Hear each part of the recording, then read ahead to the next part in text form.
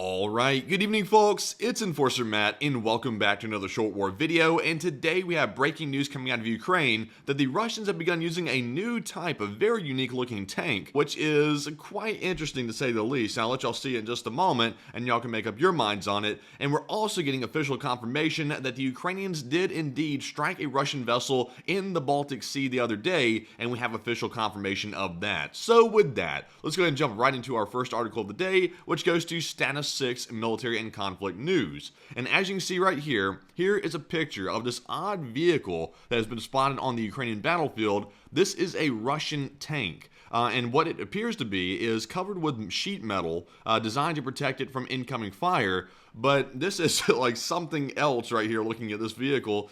Quite shocking looking, and you just wonder what got into the Russians to make something quite like this. But with that, jumping into our next article here, we have a video once again from Status 6, and we can get a closer look at this piece of modern art. It's the Russian T-72 tank covered with metal plates. And let's take a look at this video here and examine what exactly this thing is doing. And sadly, I won't be able to unmute the audio because there is some music in the background. But as you can see, there appears to be large metal struts coming up from the top of the tank, holding up these sheets of metal, which don't appear to be very thick, actually. They're pretty thin looking. And you can see here, they're apparently designed to ward off shells or attacks or incoming fire at the tank. But you'll notice this metal on the tank is quite shoddy indeed. It looks like there's some holes in it already. So I'm not sure how well that's going to work. But once again, this is like the equivalent of the Russian cope cage. They're basically trying to piece things together to try to save their vehicles. So certainly not a piece of art I would want to be a part of, but that's that piece of news. So moving on to our next article here, we have one from Fitux News, and we can see that today we've received official confirmation that Ukrainian military intelligence was responsible for the attack on a Russian naval vessel carrier in the Baltic Sea, according to an official who's familiar with the operation, and that was reported by Bloomberg. And we did report on this yesterday in our short war summary. Ukraine is lashing out even further than before. They've moved on from the Black Sea, and now they're moving on to the Baltic Sea, and they're attacking Russian vessels even over there. So the Ukrainians are trying to basically let the Russians know, no matter where you move your vessels, we're going to find them and also hit them and try to even destroy them. And in this case, it was a successful operation, and the Ukrainians have come out and taken official confirmation for this attack. So with that, we're now moving on to our next article, which goes to Null Reports. And in this one, we're learning a Russian mill blogger, Romanov, claims a new round of mobilization is coming in Russia in May, and he said, I recommend everyone to prepare equipment, medicine, physics. Knowing the exact figure, we can confidently say, if there are no agreements, he believes that Ukraine is screwed. Of course, we know that's not the case, but that's what he thinks. And it says earlier, the Ukrainian GRU hinted towards a possible new round of mobilization. So just to give a basic overview of this, many people have been speculating that Russia is planning a major summer offensive where they're planning on mobilizing a ton of people, perhaps hundreds of thousands, to put back into the meat grinder in Ukraine to hopefully, in their minds, use human waves to push through the Ukrainian front lines. That's been the speculation from even the Ukrainian intelligence divisions as well. And in this one, it appears this Russian mill blogger believes that will be the case. However, that doesn't mean this is a solid done-for-done deal. And moving into our next post here, we have one from Nexta.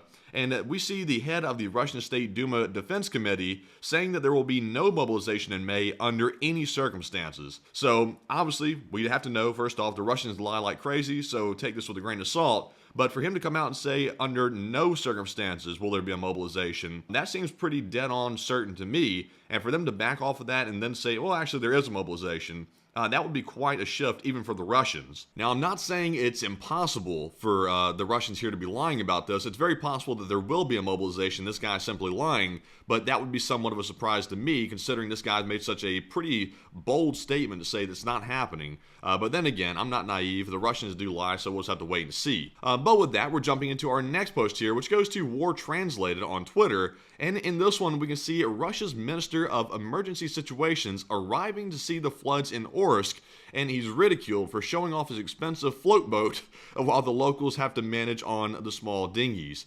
So let's take a look at the video and see what we have here. And here are the Russians on their float boat right here, coming through the flooded zone. And you hear somebody's either wheezing or laughing in the background, I can't tell. But here are all the Russian leadership right here on the boat, looking down like they're looking at peasants, basically, because that's the way the Russian government feels about their citizens. They're peasants. and they're on their really nice boat right here while everybody else is on kayaks and makeshift watercraft to try to survive. They're pulling up in this big abomination of a boat, whatever this thing is.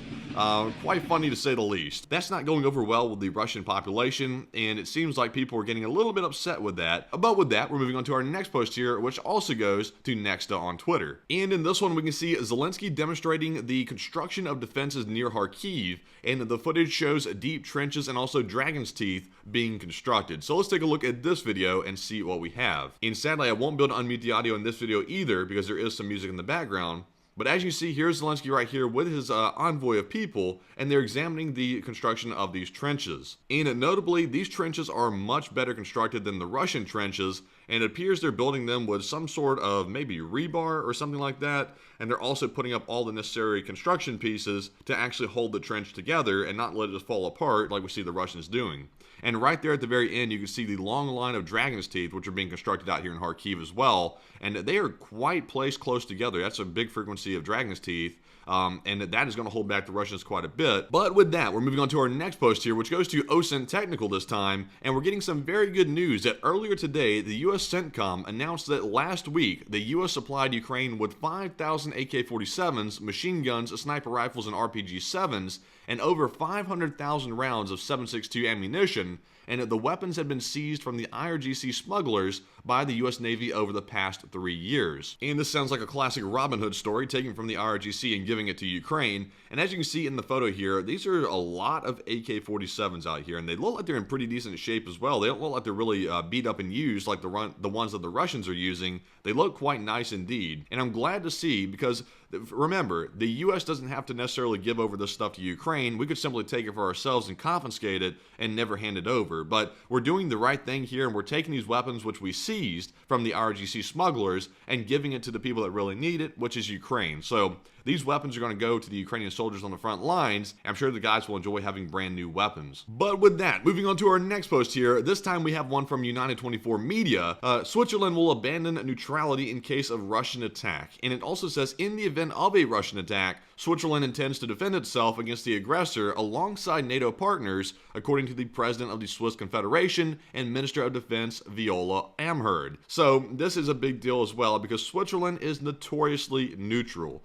They don't like getting involved in conflicts, and typically they will back off even when it would probably serve their interests to actually fight and get involved in conflicts. They typically back off and say, no, forget it, we're neutral, we're not getting involved. And they kind of have that luxury because they're kind of landlocked by countries which are NATO, which have to defend themselves because they're bordered up with other countries which are hostile to them. But now we're seeing that Switzerland will indeed abandon that neutrality in the case of a Russian attack. And I'm glad to hear that, because that seems logical and something that should have been done automatically. And now they're simply verbally committing to it, which is a good sign. But that's all to cover on that front. So we're moving on to our next post here, and this one is going to go to Nexta, and we're actually receiving real photos and footage of the damage at the Zaporizhia nuclear power plant. And if you'll recall, the IAEA just came out a couple of days ago and said that the Russians, or someone, they really wouldn't say, had struck the plant 3 times in a row and caused damage to the actual reactor building itself, which houses the nuclear material. And in this photo right here, you can see there's an actual hole in the wall of one of these containment buildings and a hole in the top of the roof as well. So it goes without me even having to say this is extremely disturbing to see in person. And I'll be honest with you,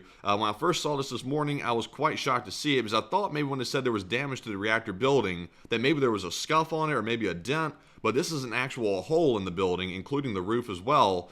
And like this very observant commenter said over here, it doesn't look like a drone. It looks more like maybe a missile attack. I'm not even really entirely sure myself, but just looking at it, I would say that really honestly doesn't look like a drone attack. It looks like it really could be a missile, which is quite different. And this thing hit right here next to a nuclear power reactor, which is very disturbing to see. But sadly, that's all the other information we've gotten at the moment. So we'll just have to wait and see how the IAEA and other foreign entities respond to this, because this is quite disturbing to see. But with that, we're moving on to our next post here, which goes to Fitux News. And we're going to round out today's short war video by going over some of the Iran-Israel news, which is still brewing up even today in the background. And it says an Iranian attack on Israel would likely be carried out by Iranian proxy forces in the region rather than by Iran directly, said 2 people familiar with the U.S. intelligence on the matter, which told CNN. So we're learning here that Iran is still backing off their original statements that they were going to strike Israel directly with missiles and drones. Now it appears that after Iran offered to basically not attack Israel if they withdrew all their troops from Gaza, now Iran is even backing off even further than that, according to at least these anonymous sources right here, and they're planning on trying to get their proxy forces to join together and attack Israel in a simultaneous attack. To me, that is some kind of cowardice right there, especially after the very bold statements that Iran made. This is quite a dramatic de-escalation by Iran if these sources are telling the truth, or if we can take the source seriously. And we also may be getting some idea of why Iran is backing off quite this quickly. And we're getting a post here from Aleph, which says, Saudi newspaper Aleph, citing a Western security official, says Israel will strike targets inside of Iran if Iran responds to the Damascus strike, and says the IAF has been conducting secret trainings simulating attacks on sensitive sites in Iran, including possibly even their nuclear sites. And I have a strong suspicion that Iran has gotten this news themselves. They've heard this themselves as well in their military leadership and also their governmental leadership. And if whether or not Iran has a nuke, that's a question that we're all waiting to get answered. But it seems like Israel's willing to strike their nuclear facilities. And if they haven't developed a nuclear weapon just yet, that would mean they're going to lose all of that development most likely if these sites were struck. I think that might be part of the reason why Iran is backing off so quickly. They don't want those nuclear sites hit, and they also don't want to be basically demolished in their country, because I think that's sort of the way it would go unless Iran does have a nuke, if Israel decided to attack their mainland. But with that, that is actually our last piece of news for the day. So I hope you found today's video informative, and if you have, please press the like button and also subscribe to the channel as well, because that greatly helps us get the news out there and also lets us know we're doing a pretty decent job, which we like to hear. And also, if you want to support our operation financially, you can do so over on our Patreon page, and the link is in the description below for that. You can sign up over there, get some behind-the-scenes views of the channel, and also support the operation as well. And once again, thank you all for watching. We'll see you all tonight at 10 p.m. Eastern on our Nightly War News stream, and we'll see you then. So, bye-bye for now.